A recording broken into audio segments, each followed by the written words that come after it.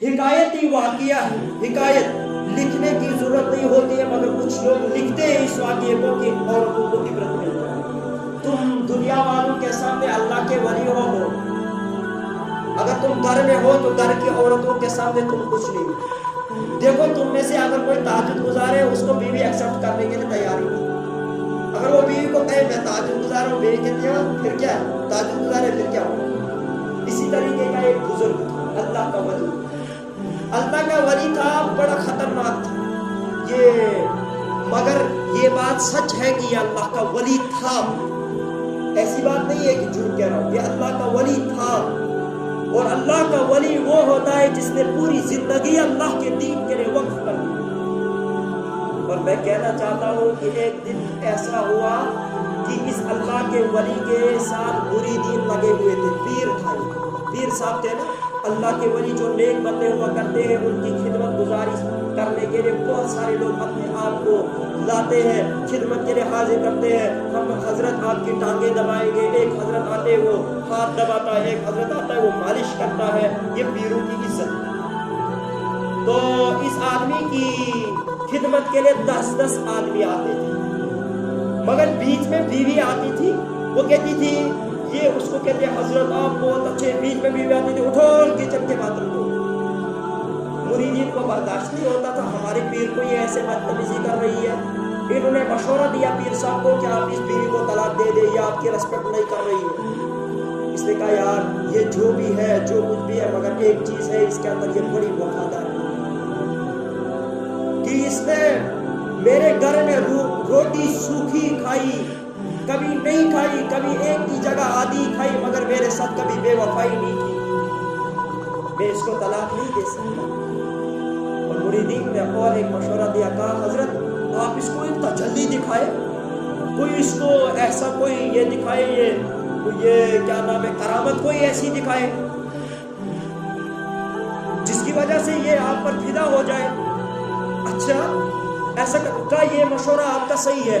دوسرے دن بیوی کے ہاتھ میں پیسے تھمائے تو وہ گئی بازار، یہ لانے، سبزی لانے، ادھر سے یہ اللہ کا ولی اٹھا اور چلا گیا باہر۔ اس کی سیم کے باہر تھا ایک ڈالا، اس نے دیکھا کہ بیوی ادھر سے آ رہی، اس نے چہرہ ادھر کی طرف کیا اور جائے نماز بچھائی، کس پر، پانی پر، اور پانی پر 2 رکعت نماز ادا کی۔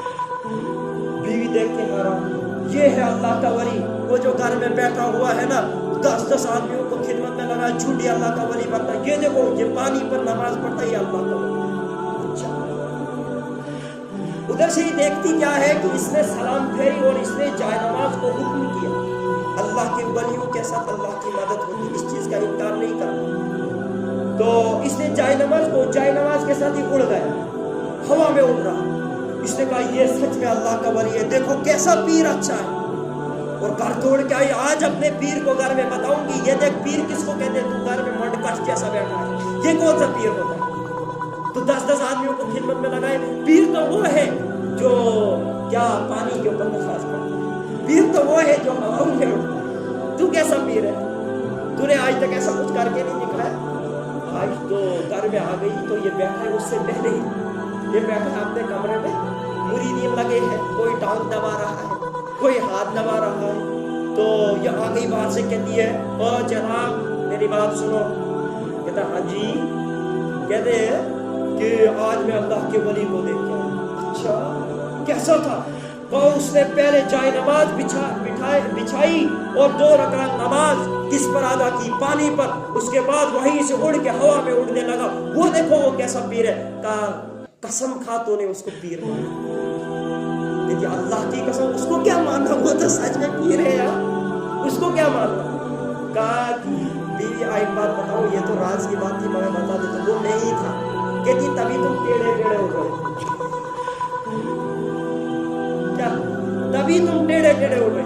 یہ تمہیں ایکسپٹ کرنے کے لیے تھا۔ ان کا برا بھی نہیں مانتا، ان کا برا بھی نہیں مانتا، ان کے حقوق آپ پر ہے، دیکھو ان کے حق ہے، اللہ نے ان کے نام کی ایک سورت قرآن مجید میں نازل کی ہے، اس میں ان کے تمام حقوق کو بیان کیا ہے۔ اگر بیوی ہے تو اس کا خرچہ تیرے ذمہ ہے، اگر بہن ہے تو یہ تیری جب تک اس کی شادی ہو جائے اس کا خرچہ بھی تیرے ذمہ ہے، اگر تیری بیٹی ہے تو اس کا خرچہ تیرے ذمہ ہے، اگر تیرے پاس 2 بیٹیاں ہیں تو اللہ کا حبیب تجھے کیا دکھاتا ہے؟ تجھے اللہ کا حبیب اس چیز کا دکھا رہا ہے کہ تیرے پاس 2 بیٹیاں تو دونوں کی شادی کر دے، تجھ پر جنت واجب ہو جائے۔